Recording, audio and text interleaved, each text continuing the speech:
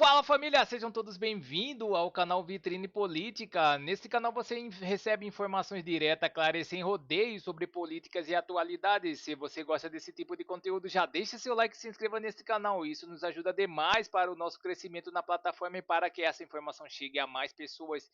Essa notícia vem diretamente do deputado Gustavo Gayer. Ouçam os comentários do Gayer sobre o estado do Bolsonaro. Assistam esta matéria até o final para você entender melhor tudo sobre o que está ocorrendo. E vamos deixando os créditos para o Gustavo Gayer na plataforma. E não se esqueça de deixar o seu comentário e de dizer de qual cidade você vê esta matéria. E também de ativar o sino para você ficar informado sobre tudo o que acontece na política do Brasil e do mundo. Sem mais enrolações, vamos à matéria. Eu tô saindo para Brasília nesse momento, vou pegar a estrada agora. Hoje às 2 horas da tarde a gente vai ter uma reunião do PL com os deputados e senadores. Todos nós vamos estar lá para a gente poder decidir um caminho a ser traçado a partir de agora. Mas antes de sair, eu quis gravar esse vídeo porque ontem começou a circular um vídeo de alguém que filmou o Bolsonaro enquanto ele estava despedindo da Michelle. A Michelle Bolsonaro foi visitar o marido dela ontem e no momento da sua saída ali na Polícia Federal, o Bolsonaro aparece por uns momentos ali atrás do vidro da entrada. E ele fala alguma coisa, ele está conversando com alguém. E esse vídeo circulou e me chamou a atenção em um detalhe esse vídeo aqui. Primeiro, vamos só assistir o vídeo sem meu comentário. Bolsonaro dentro da Superintendência da Polícia Federal em Brasília, onde ele está desde o início da manhã de ontem, quando foi preso por volta de 6 horas, Eric. E por quê? Porque a Suprema Corte Brasileira entendeu que havia indícios de tentativa de fuga por parte de Jair Bolsonaro, que estava em prisão domiciliar, ao ter a detecção de tentativa de violação ali, avarias registradas na tornozeleira eletrônica que o ex-presidente usava. E ele depois confirmou, inclusive, durante o dia de ontem, que de fato havia tentado passar um ferro de soldar, Eric, na tornozeleira que de fato ficou queimada. Exato, e aí a gente vê na imagem, mais para o lado direito, a gente conseguiu ver inclusive destacada. Bom, agora eu vou pegar um trecho do início desse vídeo, porque eu já vi o Bolsonaro fazer esse movimento que ele faz assim, ó, lá no início. Eu já vi ele fazendo algumas vezes, inclusive uma vez que ele veio visitar aqui em Goiânia, fazer uns eventos aqui. Nesse primeiro momento, ele tá bem, ele tá rindo e ele fala isso aqui, ó. Quando eu fecho o olho, tudo começa a rodar. Esse movimento que ele está fazendo aqui, ele já fez isso várias vezes. Quando ele fecha o olho, ele reclamava que ele fechava o olho e as coisas começavam a rodar. Fecha o olho, tudo roda. Então ele está falando que a cabeça dele não está bem, que todas as vezes que ele fecha o olho, as coisas começam a rodar. Isso é o efeito dos remédios que ele está tomando. Eu sei disso, porque uma das últimas visitas que ele fez, uma das últimas saídas, né, ele veio aqui em Goiânia, e a gente tinha uns eventos. No último evento ele falou que queria até cancelar, porque quando ele fechava o olho, ele estava rodando. Inclusive, na hora que ele foi para uma igreja, que as pessoas foram orar para ele, o pastor teve que segurar ele, porque ele não estava conseguindo ficar de pé, ele estava balançando para frente e para trás. Efeito dos remédios. Isso não tinha esse novo remédio misturado. Só os remédios que ele já estava tomando já estava deixando ele muito enfraquecido e com a cabeça meio fraca, assim, começava a rodar. Por que eu estou mostrando isso? Esse efeito da fechar o olho e tudo rodar já acontecia antes de misturar esse novo remédio que não poderia ser misturado. Esses dois remédios não poderiam ser aplicados simultaneamente.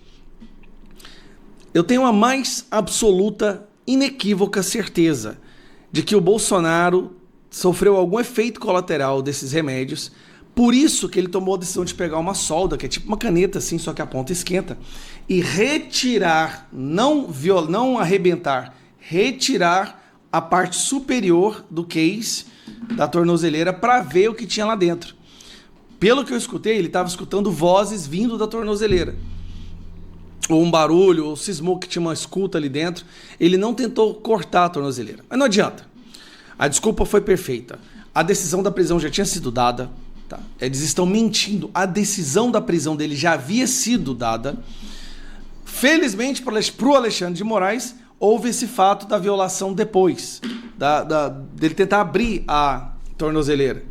E agora, enquanto eu gravo esse vídeo, já são 2 votos, obviamente, Alexandre de Moraes e Flávio Dino, já votaram para manter Bolsonaro preso porque ele corre um risco de fuga. Um cara debilitado, de 71 anos, muitas vezes entre a vida e a morte, soluçando, vomitando, à base de remédio, dentro de uma casa que tem policial no quintal, que nenhum carro entra e sai sem averiguar ou fiscalizar o que tem no porta-mala, até no capô do carro, ele corre risco de fuga.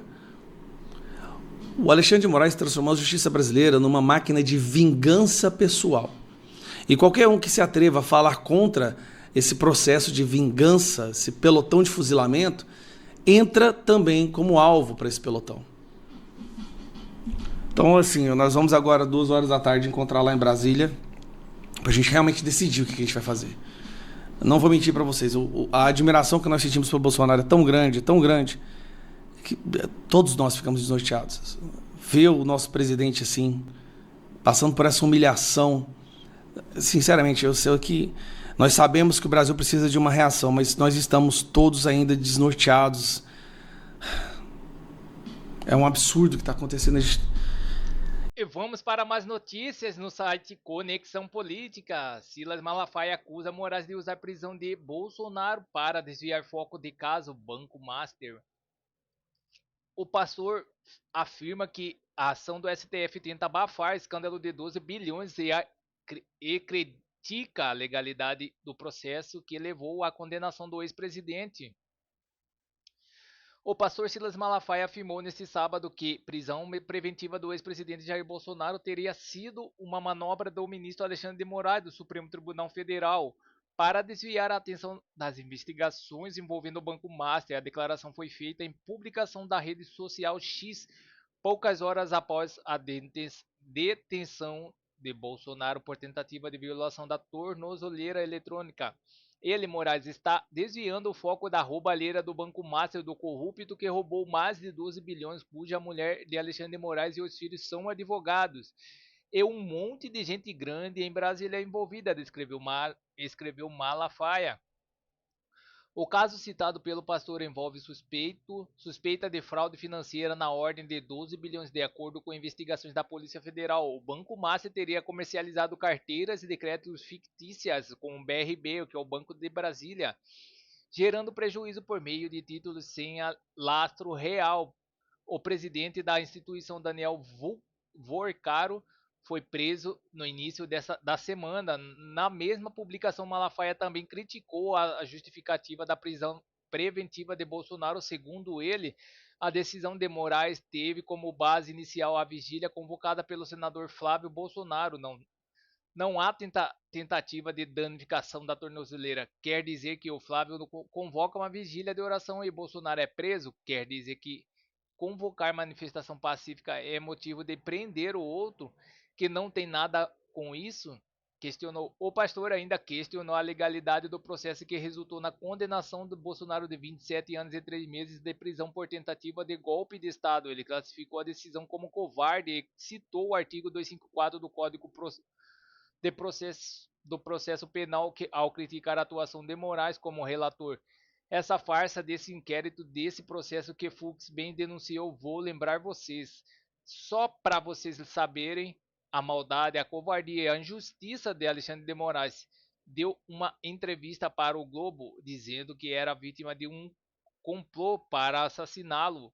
Ué, se ele é vítima, jamais poderia presidir um inquérito. É nulo o Código de Processo Penal, artigo 254, declarou. Então é isso, pessoal. Essas são as notícias que estão circulando nas mídias da internet. Obrigado pela sua audiência e não se esqueça de deixar o seu like aí e clicar no sino para você ficar mais informado sobre política. Agradeço a todos pela audiência.